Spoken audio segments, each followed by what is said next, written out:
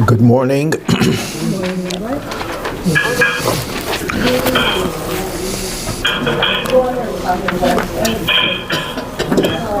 There is a study cycle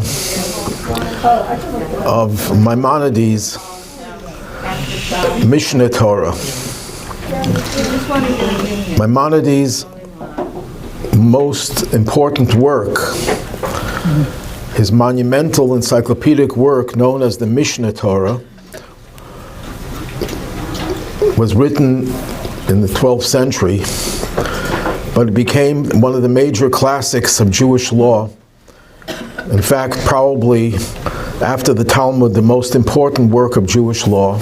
It covers the entire spectrum of Judaism. And in the 1980s, I believe it was, the Rabbi instituted a program that everyone should study on a daily basis the work of the Rambam, of Maimonides. Those who are more capable would study 3 chapters a day. There are about 1,000 chapters, so a little bit less than a year, you would cover the entire work. For those who can't do 3 chapters a day, he proposed studying 1 chapter a day, so you finish it in about 3 years. And for those that can't do even a chapter a day, he suggested and proposed the study of a companion work of Maimonides called Sefer HaMitzvot, the Book of Commandments, which was written as an introduction or an outline for his Mishneh Torah, and to do a passage from that work every day. So in the course of a year, you finish the entire thing as well. The idea behind the study of the Rambam was that this is the only work in Judaism that covers all areas of Jewish law. Even the Mishnah, which was the first work of the oral tradition, doesn't cover all areas of Jewish law. Much of Jewish law was still kept in an oral form, and many different books were written to cover the other areas of Jewish law that were not covered by the Mishnah. Maimonides undertook this colossal mission to bring all of Jewish law together in one work. And since Maimonides, no one else has ever replicated that. There's one other book that comes close to that, but not as complete as Maimonides. Besides the other aspects of his writings, the lucidity, the intricacy, we're not talking about that. We're talking about it's just comprehensive. And the Rebbe suggested that in order to unite all the Jewish people through the study of Torah, he proposed studying an area of Torah that covers the entire spectrum of Torah. The 45th cycle concludes on Monday, which is the 15th cycle of those who study 1 chapter a day. So it's a very momentous time. So I thought for today, we would do the last 2 chapters of the Mishneh Torah. I don't know if we'll cover all of it, because these are the last 2 chapters of the entire work. A work that contains 14 volumes, 83 subsections, and about 1,000 chapters. Now, the last 2 chapters of this work, the Rambam himself refers to as the laws of Mashiach, the laws that govern the belief in and anticipation for and the character of Mashiach and what will happen in the Messianic Age. Okay, so he begins in the first paragraph. In the future, the Messianic king will arise and renew the Davidic dynasty, restoring it to its initial sovereignty. What does that mean? The Messianic age will be ushered in by a leader, a king, and he will restore the Davidic dynasty. King David was promised the position of monarchy for eternity, while there were other kings who were allowed to be and maintain power over certain tribes. No other dynasty has allowed itself to continue forever. The Davidic dynasty is the one that will last forever, and when Mashiach comes, it'll be the only dynasty of leadership. There will be no other universal leaders. There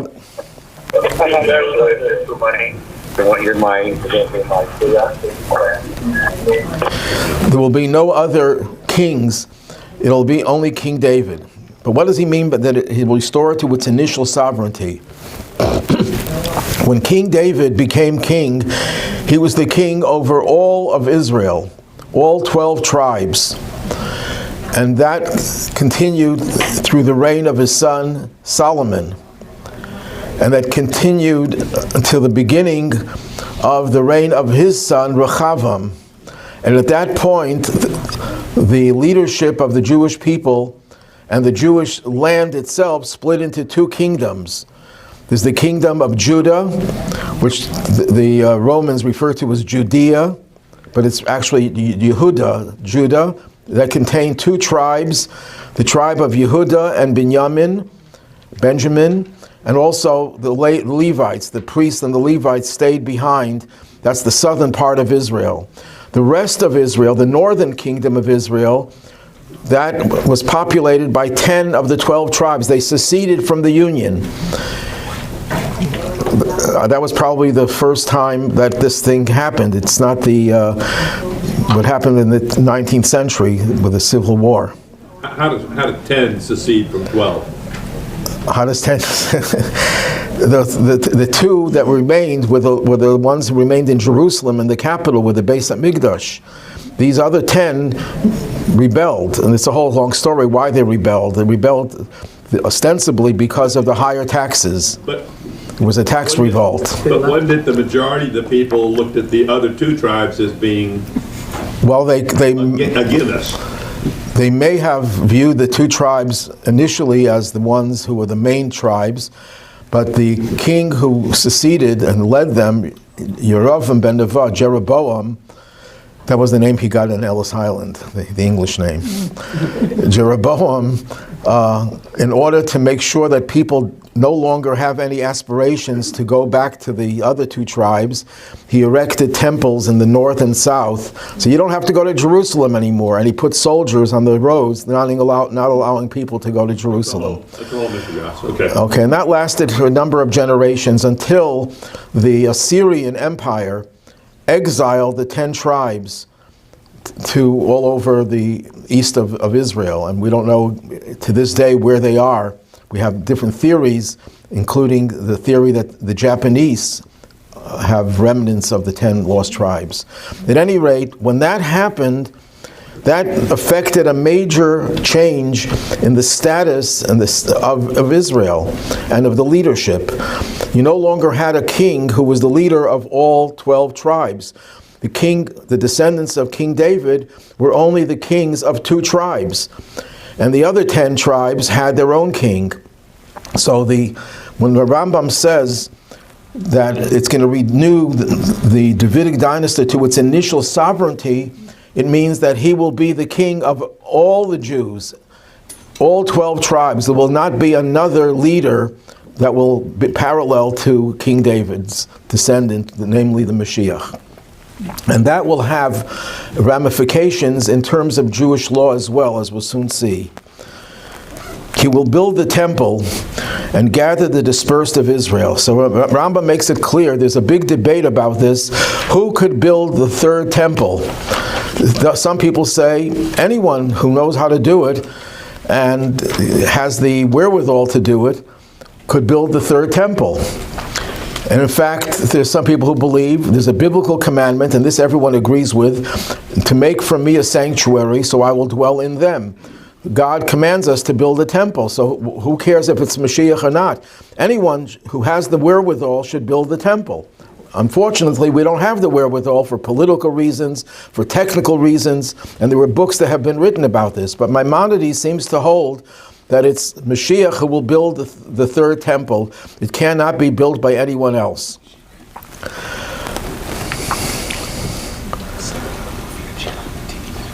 Another thing he will do, he will gather the dispersed of Israel. Jews are scattered throughout the world, many of whom don't even know that they're Jewish, the 10 lost tribes. the Jews who were assimilated because of forced conversion, the Marranos who kept their Jewish identity secret. Many of their descendants don't even know that they're Jewish. You'll find in the Southwest or in Mexico and other Spanish-speaking countries where women will go Friday night into their cellars and light candles. They don't even know why they're doing it. It's a tradition in their family, but it's obviously a remnant of Jews who kept their Judaism secretly in the cellars of their homes. And the women would light their candles, and then it became a tradition. So these Jews are scattered all over the world. There are many Jews in Poland, for example, who don't even know that they're Jewish. My daughter was a volunteer chaplain in San Diego, and there was a Polish priest who was also involved with visiting people in the hospitals. And he once told her that his mother's mother was Jewish, and she converted to Catholicism during the Holocaust. Or after the Holocaust, and my daughter said, "But it means you're Jewish." And he was like shocked.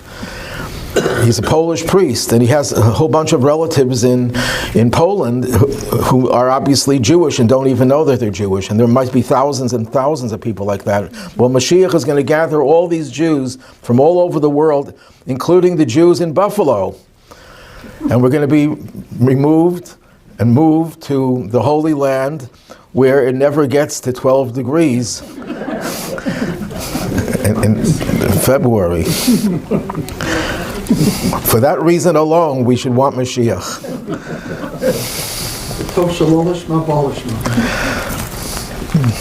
Okay, then he continues. Then, in his days of Mashiach, the observant, by the way, if it's not clear till now, it should become clear that Mashiach is a human being.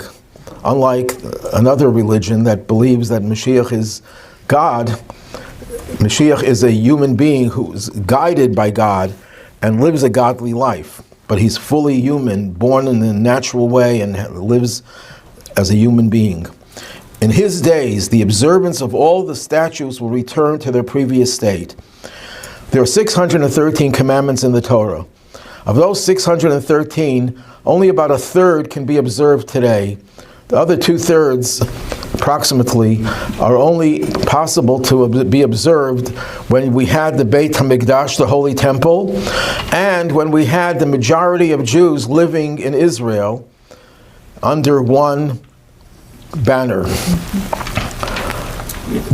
When Mashiach comes, those commandments that we cannot do presently will return to their previous state. And that includes, as he continues, we will offer sacrifices. Yes, we will be offering sacrifices. Some sacrifices will not be necessary because some sacrifices are intended for people who sin. In the Messianic Age, that's not going to be a very likely possibility. We're going to observe the sabbatical and Jubilee years according to all their particulars as described by the Torah. What does he mean by that? Since 10 of the 12 tribes were driven out of the land by the Assyrian king, that means that the majority of Jews no longer lived in Israel. The majority of Jews in numbers and also the majority of the tribes no longer lived in Israel. At that point, the laws concerning the Jubilee year were no longer in effect. And there are many commandments that revolve around the Jubilee year, like the sabbatical year. So even though we do observe the sabbatical year in Israel today, according to most opinions, it's only by rabbinic decree. Biblically, you have to have the majority of Jews living in Israel for those laws of the Jubilee year to be in effect. One of the laws related to the Jubilee year, for example, is an Eved Ivri, a Jewish servant, a person who was poor and needed money, so he sells himself as an indentured servant for 6 years. And if the Jubilee year happens to intersect with those 6 years, he goes out free. That's one of the laws of the Jubilee year. Also, the land has to remain fallow like in a sabbatical year. Those laws no longer apply because we don't have the majority of Jews living in Israel. And even if we have the majority in numbers, it's not the majority of the tribes, because most of the tribes don't even live in Israel. We don't even know where they are. Most of them are scattered all over the world. When Mashiach comes and he will gather all the Jews dispersed back into Israel, that area of Jewish law will again be in effect. So, what is the Rambam trying to tell us? If someone asks the question, what is the significance of the Messianic Age? So most people would say, well, it's going to be an age of universal peace. That's true, and that's great, and that's wonderful. But why is the belief in Mashiach such a fundamental belief? Maimonides, he doesn't mention it over here, but he mentions it in his introduction to one of the chapters of the Mishnah, that the belief in Mashiach is one of the 13 principles of faith. That means it's not just a detail of Judaism, it's a fundamental principle. Why is it such a fundamental principle? So the Rebbe explains, based on the words of the Rambam here, because without Mashiach, our Judaism is deficient. It's compromised. We can't observe most of the commandments. Not because we don't want to do them, not because someone is preventing us from doing it. The Torah prevents us from doing it because there are commandments that we can only do when we have the Beit HaMikdash and we have the majority of Jews living in Israel. Since we don't have those circumstances, we cannot, by Jewish law, observe those commandments. So that means, by definition, our observance of Judaism is compromised. And since Torah and mitzvahs are divine commandments, they're not going to become complete, uncompromised, until Mashiach comes. That's why it's such a fundamental principle, because all of Judaism depends, its integrity depends on the coming of Mashiach to restore all the laws back to their original state. There's also a deeper explanation why it's such a fundamental principle in Judaism, and that is because the whole purpose of creation, as we've discussed many times, is that God wanted to have a dwelling place in the physical realm. He wants to be able to be comfortable in the physical world, a world that will recognize its divine creator and will be permeated with that awareness. That will happen in the Messianic Age, and that's why it's so fundamental, because that's the very reason for our existence. Then the Rambam says something very strong, very radical. Anyone who does not believe in him meaning the Mashiach, or does not await his coming, but before I go any further, one thing is already clear, contrary to what many people have said, and I heard people saying, Maimonides says this, that we don't believe in a Mashiach, we believe in a Messianic Age. That is a change of Jewish belief that came about with the Enlightenment. The Enlightenment in the 19th, 18th, 19th century was a secular, cultural Jewish rebellion against Judaism in its spiritual underpinnings. And one of the first casualties of the Enlightenment movement, which unfortunately became widespread throughout the Jewish community, was that we no longer believe, they said, in a messianic figure. We believe in a messianic age, that somehow the world will evolve until it becomes a ideal world, a utopian world. It'll be an evolutionary process. Anyone after the Holocaust who could believe that nonsense, that the world on its own is going to evolve, and then even you don't even need to go back to the Holocaust. You can talk October 7th, or what Iran is doing today. And by the way, you don't see any protests in the street. When Jews are involved, then they protest. But when no Jews are involved, let's find some Jews involved and you'll get some protests. We'll save some lives. But anyhow, that was a little bit of an aside. The belief in Mashiach is, in fact, a belief in a messianic figure, a leader, a human being, flesh and blood, who will lead us into the messianic era. And Maimonides makes it very clear over here. Anyone who does not believe in him, not in the age, but in him, or does not await his coming, denies not only the statements of the other prophets, besides Moses, but those of the Torah and Moses, our teacher. In other words, you can't have more of a heretical position than to deny the Torah and Moses himself. because of all the prophets, Moses is head and shoulders above all the other prophets. So not only are you denying what the other prophets say, like Isaiah, Jeremiah, Zechariah, and so on, but you're also going against the very teachings, the basic teachings of the 5 books of Moses and Moses. The Torah testified to his coming. And now he's going to quote a few sources that deal with Mashiach. What are the sources? So he quotes Deuteronomy, as Deuteronomy states. Now the first proof is not about the Mashiach, it's about the Messianic Age. God will bring back your captivity and have mercy upon you. He will again gather you from among the nations.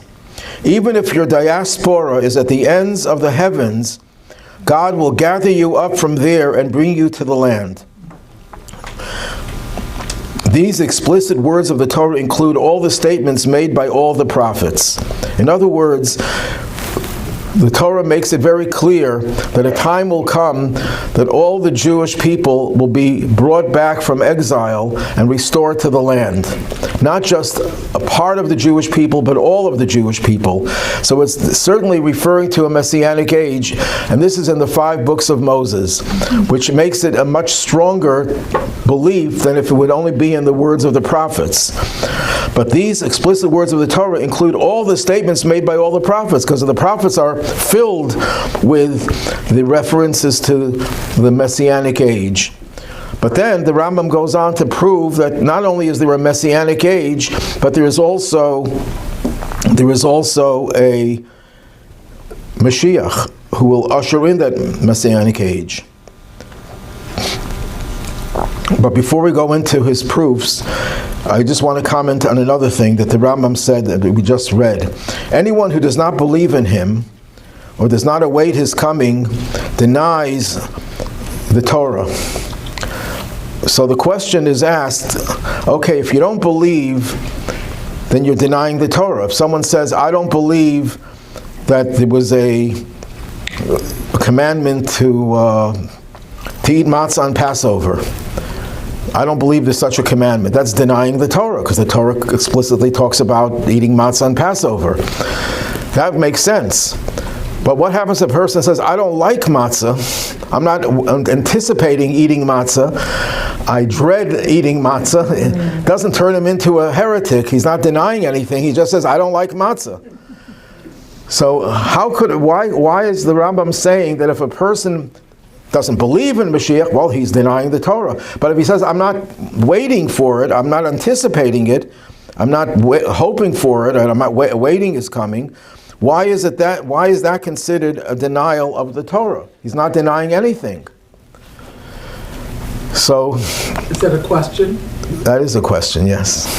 You would think if it's such a fundamental thing, a person would have a yearning for such a fundamental. If Moshe Rabbeinu and the Torah is telling us that this is a commandment and that it's something that the whole world, it's the pinnacle of creation, why wouldn't the person yearn for such a thing? Very good.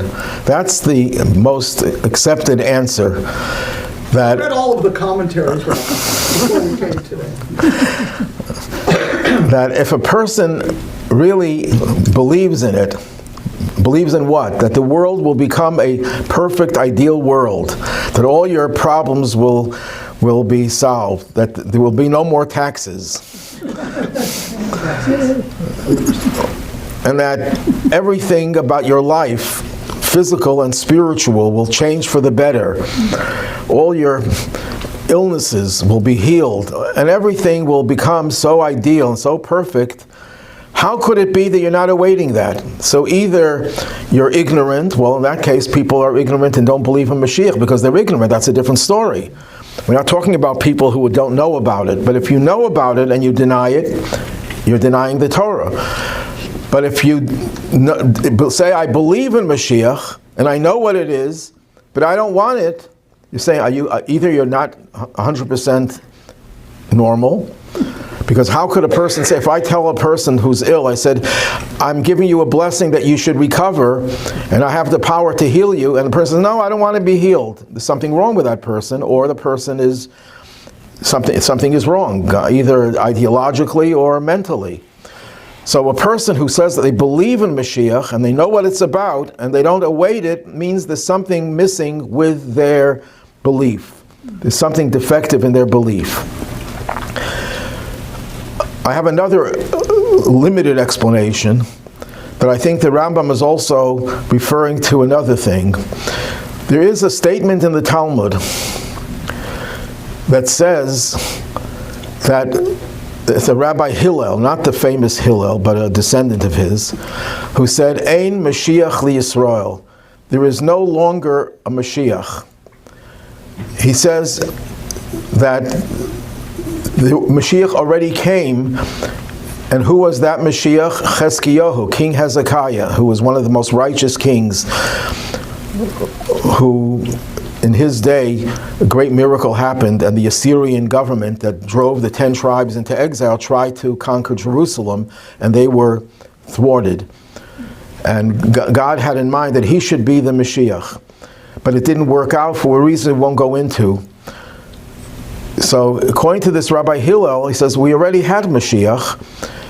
So then what will happen in the future? In the future that Mashiach will come, not Mashiach will come, there'll be a Messianic Age, but that'll be ushered in without Mashiach. And the rabbis in the Talmud responded to him, may God forgive him for such a radical, wrong view. It was totally rejected. So a person could say, I believe in Mashiach, but I believe Mashiach already came. And now I'm only anticipating a Messianic Age without Mashiach. That's what the Rambam means when he says anyone who doesn't await him, because he says he already came, denies the Torah, because the Torah makes it very clear that Mashiach has to bring the redemption. It's not going to come any other way. It has to come through a king, a leader. Was that Hillel before or after the time of Yashka? Obviously after. Obviously after. Well, that is very scary an opinion. Right? Well, he was referring. They already came. He makes it very clear. He says it was Chezkiyahu. He makes it very clear that it was. They already benefited from that Mashiach in the days of Chezkiyahu, and there's no longer a need for a person called Mashiach to bring the redemption. It'll come on its own, and that is totally negated by the Talmud and totally rejected. So a person who believes, I believe in Mashiach, past tense, that is denying the Torah. Now, Rambam continues, reference to Mashiach is also made in the portion of Bilaam. Bilaam was the heathen prophet who was hired to curse the Jews when they came close to the land of Moab. And the Moabite king was terrified of the Jews. And he hired Bilaam to curse them. And instead of curses coming out of his mouth, only blessings came out. And one of the blessings, or series of blessings, relate to Mashiach. So Bilaam prophesies about 2 anointed kings. He's talking about 2 different kings. So the Rambam explains that the first anointed king was David, who saved Israel from her oppressors. So David was like the prototype of Mashiach. He was a leader of all the Jews. He unified the land of Israel, the nation of Israel. He laid the foundations for the Holy Temple. He brought Israel to its pinnacle, he and his son King Solomon. So he was like a model for Mashiach, but not totally like Mashiach, but it's the first messianic leader. So he saved Israel from her oppressors, and the final anointed king who will arise from his descendants and save Israel in the end of days. And it's the passage that's in the book of Numbers that relates the following. Bilaam says like this, I see it, but not now. So Maimonides interprets this to mean, this refers to David. Then he said, I perceive it, but not in the near future. So that means something later. This refers to the Messianic king, because that's not the near future. A star shall go forth from Jacob. This refers to David. A staff shall arise in Israel. This refers to the Messianic king. Crushing all of Moab's princes. That refers to David. As it says in the book of Samuel, he smote Moab and measured them with a line. He smote some, that means not all of them. Decimating all of Seth's descendants. Seth is the third son of Adam, who's the ancestor of humanity. This refers to the Messianic king about whom Zechariah prophesies he will rule from sea to sea. Mashiach will be the leader of the whole world. No more UN. You're going to have Mashiach who's going to take the job of the UN. Why is the translation decimating? It means taking away their power. They're not going to have their own power. They're going to be ruled by Not Mashiach. destroying. No, except for the people who are evil and are trying to destroy Israel. Edom will be demolished. This refers to David. Quoting Samuel, states Edom became the servants of David.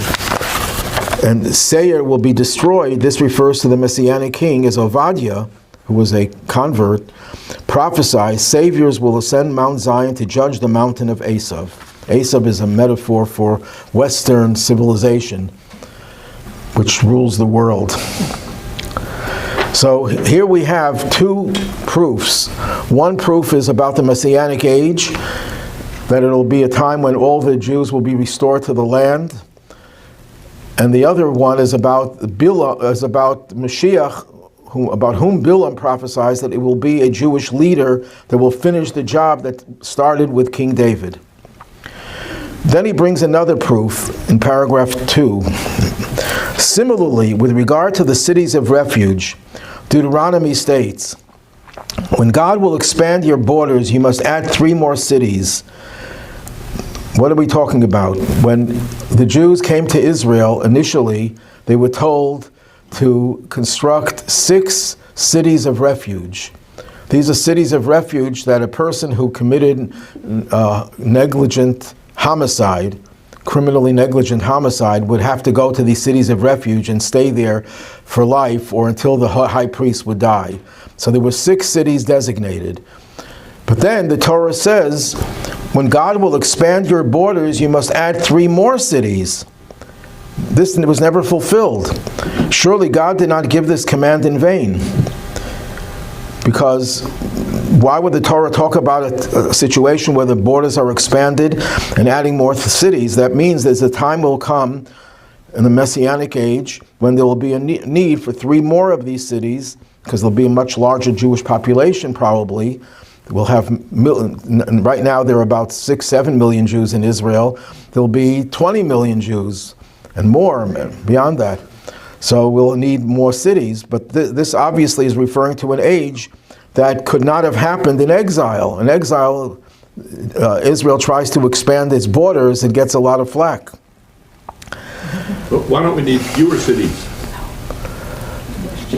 That's a good question. When Mashiach will come, why are we going to have cities for people who commit? More. Because of all the people in the past who need to go there.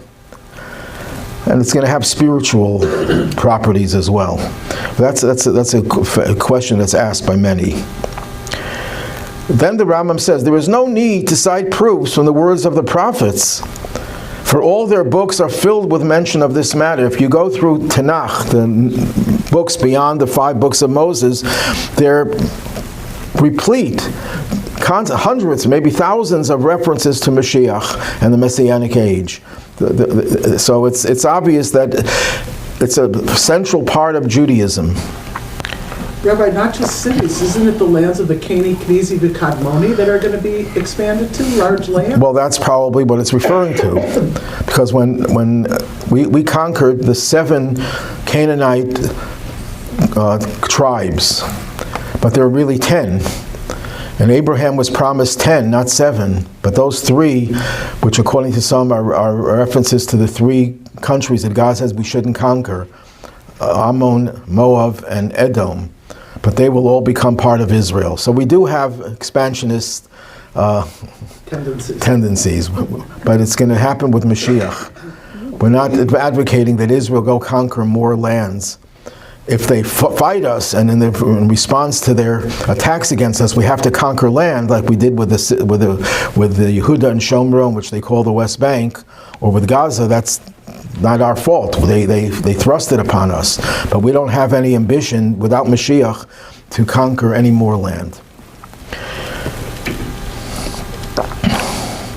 Okay, so now we know that Mashiach is a fundamental part of Judaism. It's mentioned in the Torah. But what does Mashiach have to do? We know what he's going to accomplish in terms of Jewish law. He's going to restore Jewish law.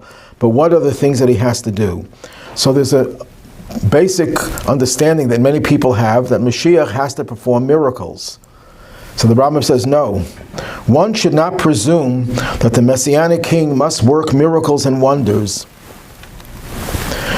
bring about new phenomena in the world, resurrect the dead, or perform other similar deeds. And what he's saying over here is, but it's very important to be very careful in the way to translate this. The Rambam is not saying that Mashiach cannot perform miracles.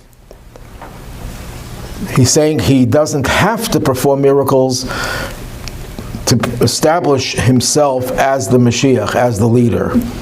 In other words, if someone wants to apply for the job, he wants to know, what do I have to do to get this job? We'll soon see what his resume has to be. But one thing that's not on his resume, he does not have to perform miracles. In another religion, if you want to be sainted, you have to perform miracles. If that would be the case in Judaism, there'd be millions of Jews that would become saints. And that's why Isaiah says, Amech kulam tzadikim, all Jews are righteous, because we were all living miracles. But Mashiach does not have to perform a miracle to prove himself as Mashiach. Does it mean that he won't perform? No. In fact, there are a lot of different sources that make it clear that in the Messianic Age, many miracles will happen. One miracle that is clear, and that is the resurrection of the dead. The dead will come back to life. Because of what Rambam writes over here, in another paragraph a little bit later, Maimonides was accused of denying the belief in the resurrection of the dead. Even though he writes that in his commentary on the Mishnah, that it's the 13th principle of the 13 principles of faith. So Maimonides wrote a long letter to defend himself against his accusers, that he doesn't believe in the resurrection of the dead. But they misunderstood what he wrote over here. He doesn't say that no miracles will happen or can happen. He's just writing Mashiach doesn't have to perform miracles to establish his credentials as Mashiach.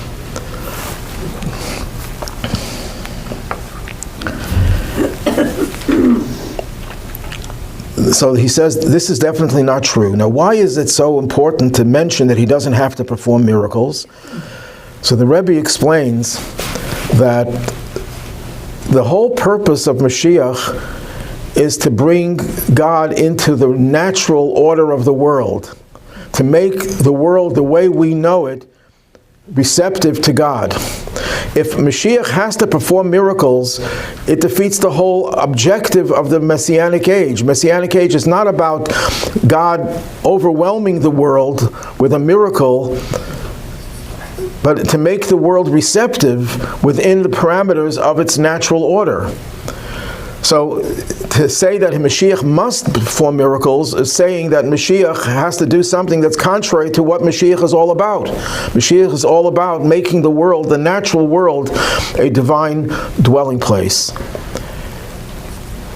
If Mashiach has to just wave a magic wand and make everyone want to become more observant and want to do more mitzvahs, then you didn't really change the world.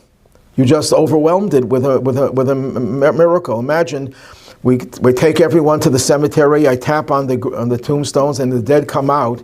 Now I say, I now want you to do a mitzvah. You won't be able to say no. But that's not what the objective of Judaism, to pressure people into Judaism.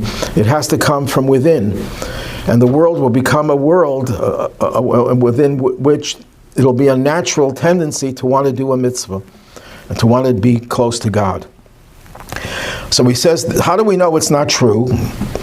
Proof can be brought from the fact that Rabbi Akiva, one of the greater sages of the Mishnah, one of the greatest, was one of the supporters of King Bar Kokhba, also known as Bar Kokhba. and would describe him as the Messianic king. He and all the sages of his generation considered him to be the Messianic king until he was killed because of sins. Once he was killed, they realized that he was not the Mashiach. The sages did not ask him for any signs or wonders. If that was a criterion to be Mashiach, that you have to perform miracles, why didn't they demand that he perform miracles? The only thing he did that was, you could say, quote unquote, miraculous, was he was an incredible general and he won many battles against the Romans. But it was not a supernatural thing. It was just, he was a very skilled leader and general. And of course he had divine support, but it was not a miracle. Once he was killed, they realized that he was not the Mashiach. They didn't ask him for signs and wonders. The main thrust of the matter is, this Torah, its statutes, and its laws are everlasting. We may not add to them or detract from them. There's a piece that's missing here, because it was taken out by censors. Yashka died, so... It's taken out by censors because he negates Christianity in this censored paragraph.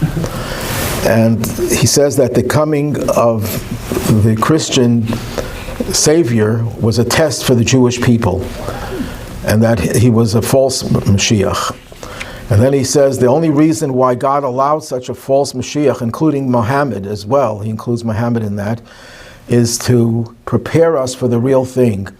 If the rest of the world, without Christianity and without Islam, the world would not know of the concept of a mitzvah. They would not know of a concept of God and a divine revelation at Mount Sinai.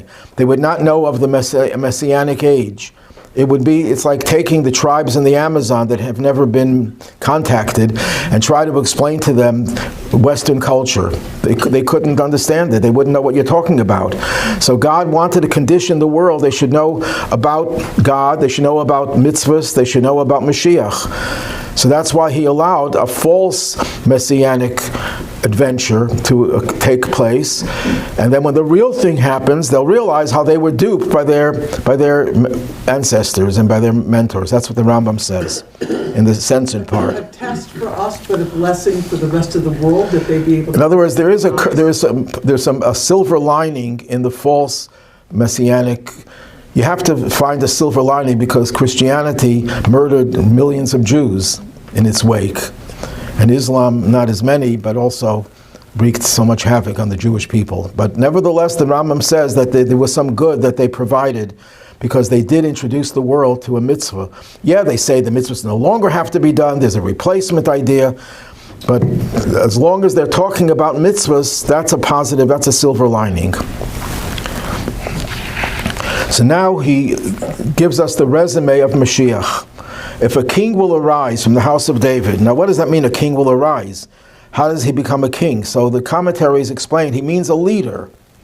Mashiach has to be a leader before he's Mashiach. He has to be a leader, because if he's not a leader, all of a sudden someone's going to come out of a cave and proclaim himself to be Mashiach. Why would we even look at him? But if a leader will arise from the house of David, he has to be a descendant of David. Now some people say, how could you know if you're a descendant of David? Well, certain people could trace themselves back to King David.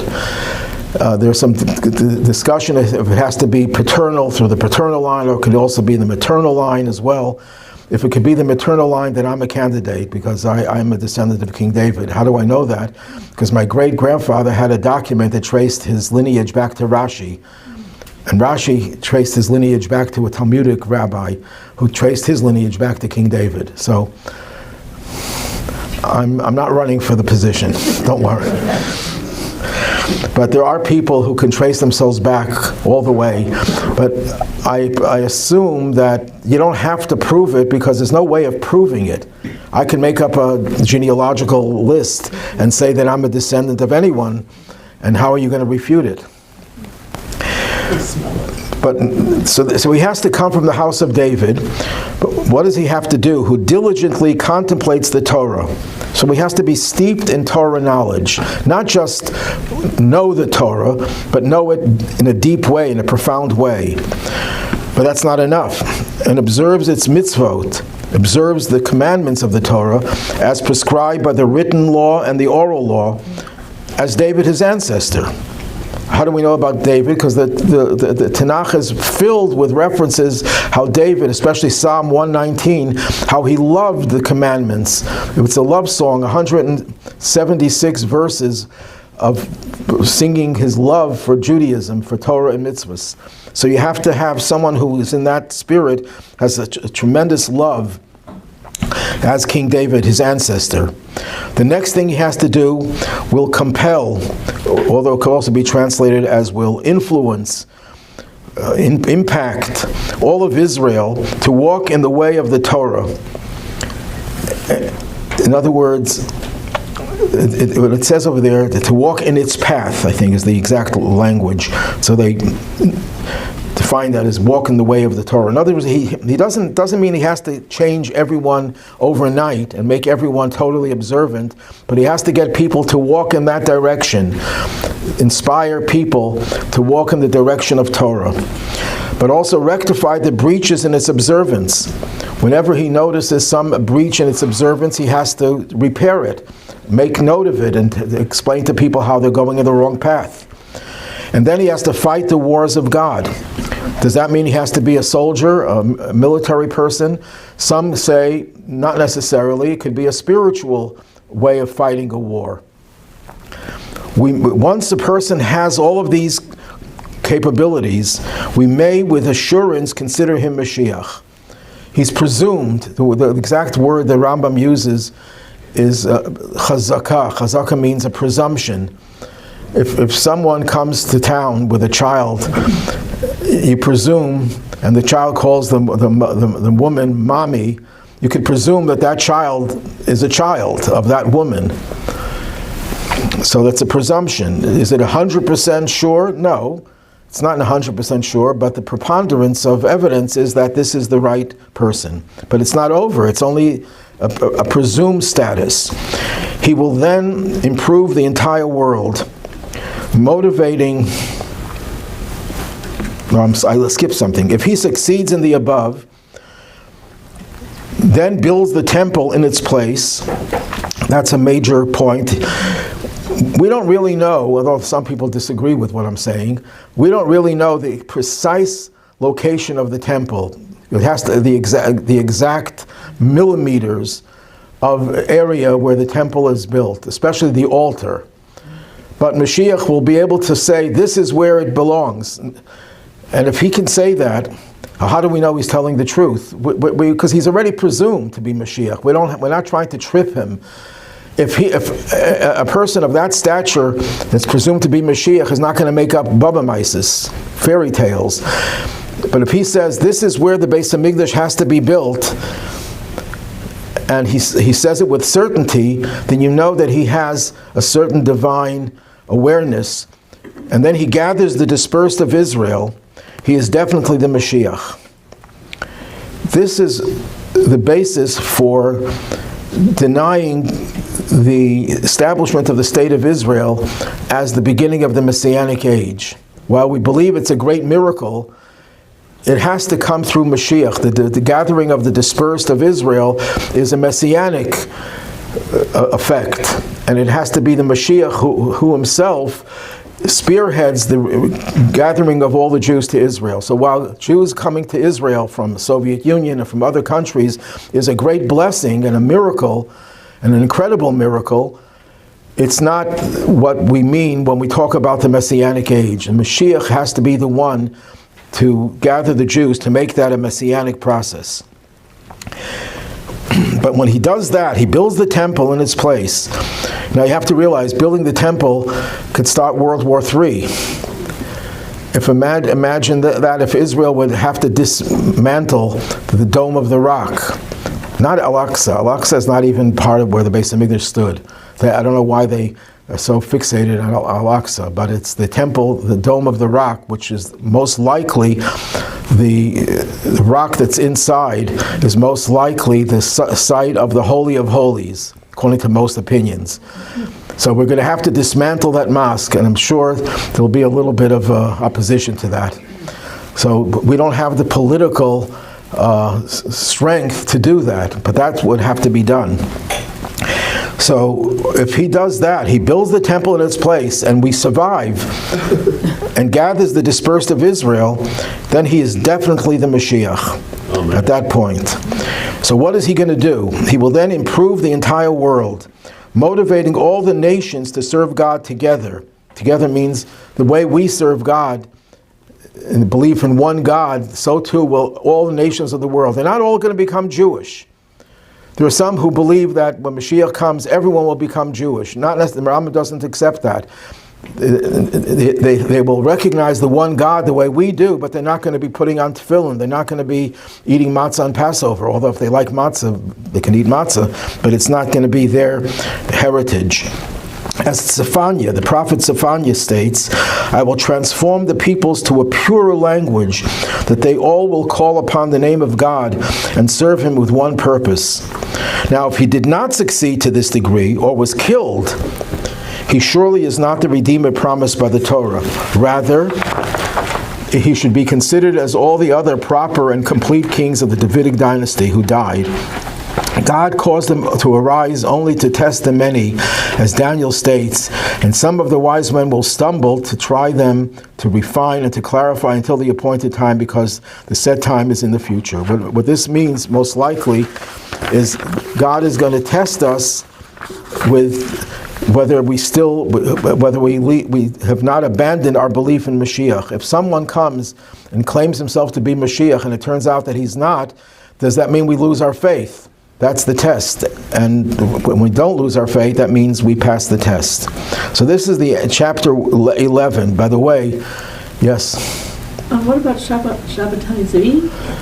He was, you see, okay. Bar Kokhba was not a fake Mashiach. Rabbi Akiva believed in him, that he was Mashiach, and so did, the Rambam says, all the sages. It's not really true that all the sages, the majority did. But in Jewish law, majority is another way of saying all. But he succeeded in undoing the effects of the exile by defeating the Romans in one battle after another. What happened was that he himself soured. He became very arrogant. So he lost his potential. He had the potential of being Mashiach. Shabbatai Tzvi most likely didn't have the potential, because Shabbatai Tzvi was clearly not inconsistent with Judaism. And the reason why people believed in him is because there was no internet, there was no way of people knowing everything about him. He did things that were clearly contrary to halacha. He was clearly suffering from some type of mental disorder. Some say he was manic depressive, but whatever it is, he was not ever qualified, because the first test that you know that someone is not Mashiach material is if they're not observant. If they don't keep all the commandments, then you know that they're not chosen to be the Mashiach. They can have other qualities and talents, but as soon as they violate Torah, that is the greatest disqualification. Yes? Why don't we just shoot him? Who shoot whom? Guy stands up, he says, I'm Mashiach, you shoot him. Why would He you? doesn't die? Bingo. The ultimate test. The way they would test you if you're a witch. If they put you in the water, if you drowned, you're not a witch, you're innocent. All right. She made it. Now, this is chapter 11. It reminds me of a story. A guy comes to the rabbi and he says, Rabbi, my business is going downhill. What can I do to save my business? And the rabbi says, study some Torah. A week later he comes back and with all smiles, and the rabbi said, what happened? He says, it worked. He says, how did it work? I opened up the book of the Torah, it was chapter 11, so I declared bankruptcy. But it's interesting that where is Mashiach described in detail in the Tanakh more than any other place? It's in Isaiah. Which chapter? Chapter 11. Where is Mashiach described in the Talmud more than any other place in the Talmud? In the Tractate Sanhedrin. And which chapter? Chapter 11. Where does the Rambam speak about Mashiach? In chapter 11. So that what? Coincidence? There are no coincidences. But one thing, if you want to point to something, it means that Mashiach will bankrupt all the other institutions that purport to be the saviors of humanity. Yeah. Some people say communism, that's going to save humanity. Some people say capitalism will save humanity. Some people say, Donald Trump. right, Donald Trump is Mashiach. No, Donald Trump is not Mashiach, and neither is any other secular leader. But, so all these institutions will be bankrupted.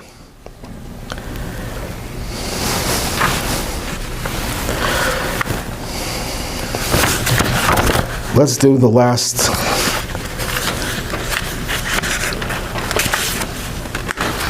Yud Aleph is a good number altogether, ain't it? Oh, okay. I'm glad you reminded me.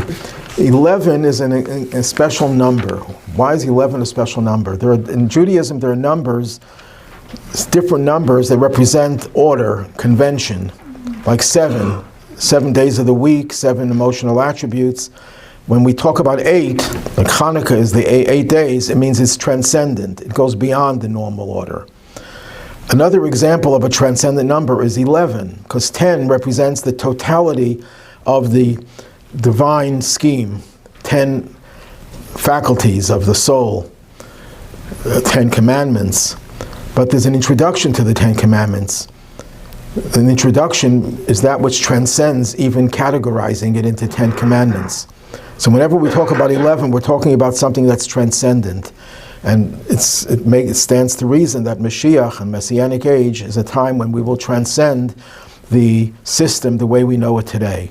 The system will not be obliterated, because I said before that God is going to be present in the system, but this transcendent aspect of God will be part of our system. It will not overwhelm and upset the system. It will become internalized within the system. But 11 represents something that's transcendent. Number 13 is also, 12 is also, represents the system, 12 tribes. It says when Mashiach comes, Israel will be divided into 13. 12 for everyone, and 13th is for Mashiach. Mashiach will have a large swath of land in the Messianic Age. Why 13? Again, transcending the 12. So you have numbers that represent transcendence. So that may be the reason why, by divine providence, all the places where they talk about Mashiach is in chapter 11. Let's do the Days or people's birthdays, if they're born on the 11th day of the month. like Yud Aleph Nisan. Right. The Rebbe was born on the 11th day of the month. He became the leader on the 11th day of the month of Shvat, which is the 11th month. Actually, now that you mention it, the Rebbe accepted formally the leadership after a year saying he wouldn't. It was the 11th hour of the 11th day of the 11th month of the 11th year of the the century. Let's do paragraph number 4. The sages and the prophets did not yearn for the Messianic era in order to have dominion over the entire world, to rule over the Gentiles, to be exalted by the nations. Because in almost every culture, the ambition of people who want to change is they want to have power. Why do people run for political office? Are they that altruistic or that idealistic? Maybe some of them may be, but the majority, they want power. Sometimes they want money to get power. Sometimes they want power to get money. Sometimes they want both equally. They're not going to. Someone once came over to a person at a wedding, and he says, "Do you want chicken or do you want beef?" And the answer was, they're not mutually exclusive. Give me both.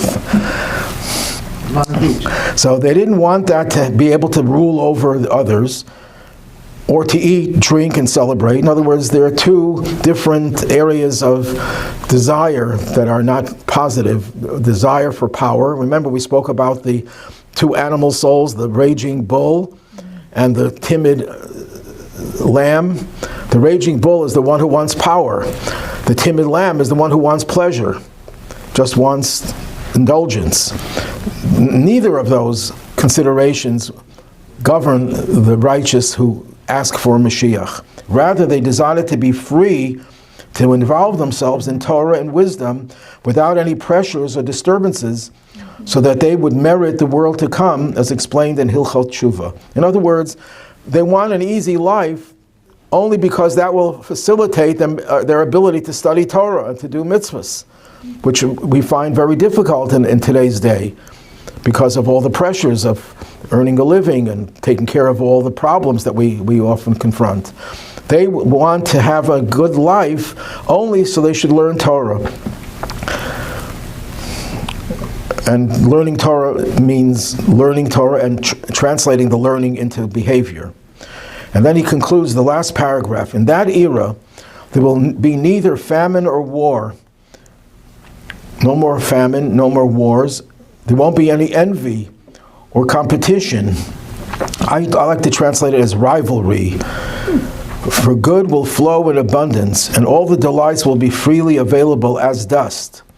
The occupation of the entire world, and the Rebbe explains Jewish and non-Jewish, will be solely to know God. Therefore, but there'll still be a difference. The Jews will be great sages. Jews will excel in their knowledge and know the hidden matters, grasping the knowledge of the Creator according to the full extent of human potential. And he quotes Isaiah, chapter 11, as you see. And Isaiah states, the world will be filled with the knowledge of God as the waters cover the ocean bed, as the waters cover the whole sea.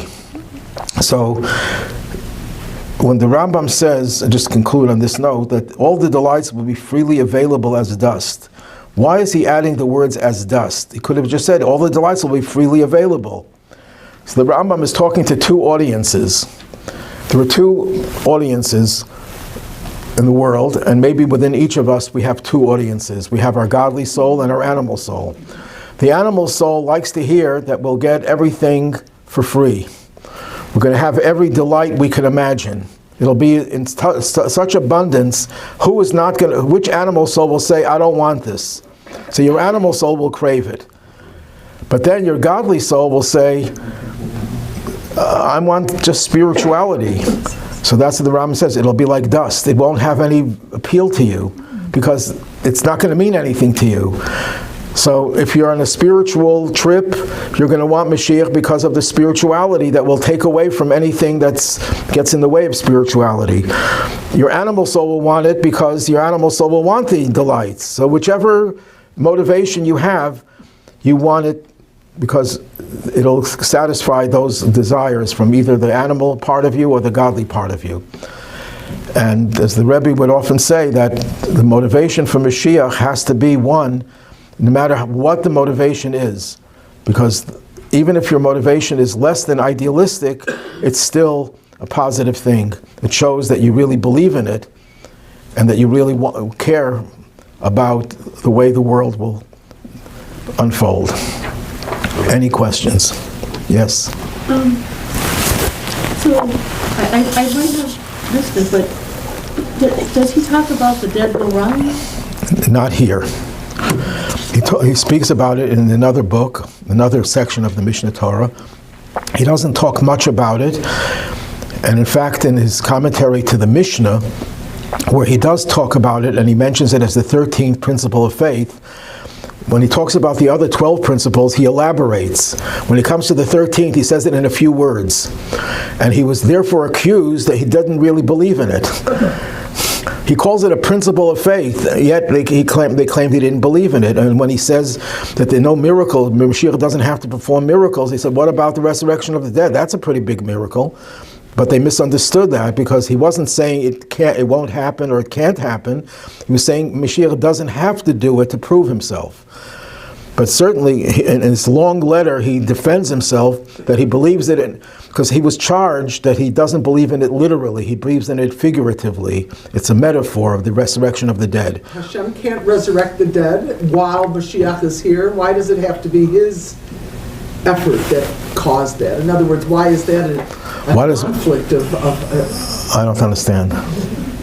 In other words, if Mashiach does not need to perform miracles, Hashem can be performing them while Mashiach is here. Yeah. The resurrection of the dead can occur without Mashiach's performance. That's what some say, that Mashiach doesn't have to perform miracles, but the miracles could happen by God without Mashiach involved. But it's the Rashi in one of his commentaries makes it clear that Mashiach is the one who's going to do the actual resurrection. It'll be through his agency. And then there's a contradiction, because in other places it says that Eliyahu Hanavi will do it. So I have, in one of my books, I have about a dozen ways of reconciling that. Let them just show And us. I don't remember what I wrote. Let them show us. Let's see it. But it will happen. Yes, that's definitely that's a basic belief in Judaism, and nobody disagrees with that. No traditional commentator doesn't believe in the resurrection of the dead. But Rambam was accused of it, but he defends himself very, very eloquently.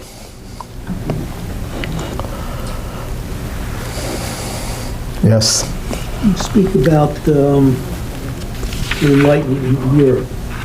Was there any evidence of Enlightenment in the Mizrahi world? I don't think so. All the movements that went away from quote-unquote orthodoxy only happened in the Ashkenazic world. Sephardic Jews and Mizrahi, those are the Yemenite and Yemenite and Iraqi and Iranian, they didn't have all these.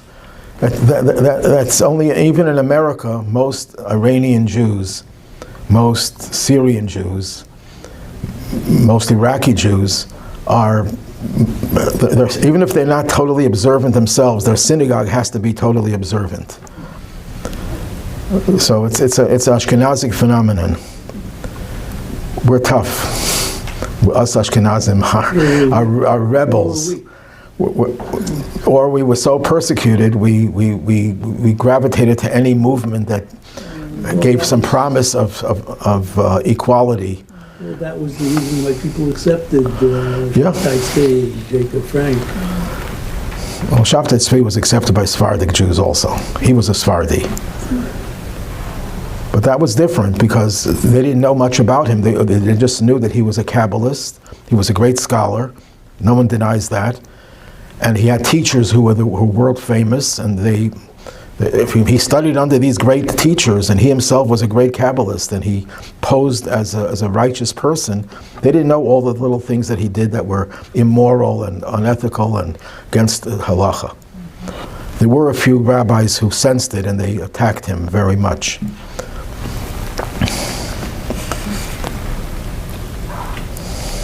Okay, any other questions? On Zoom, yeah, I forgot the Zoomites.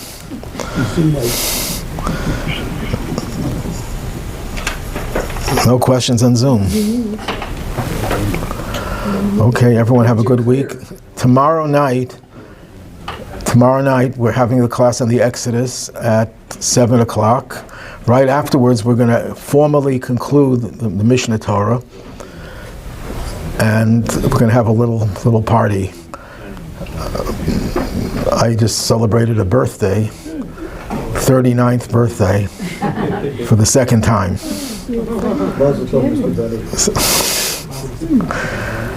Yes, he was Jewish.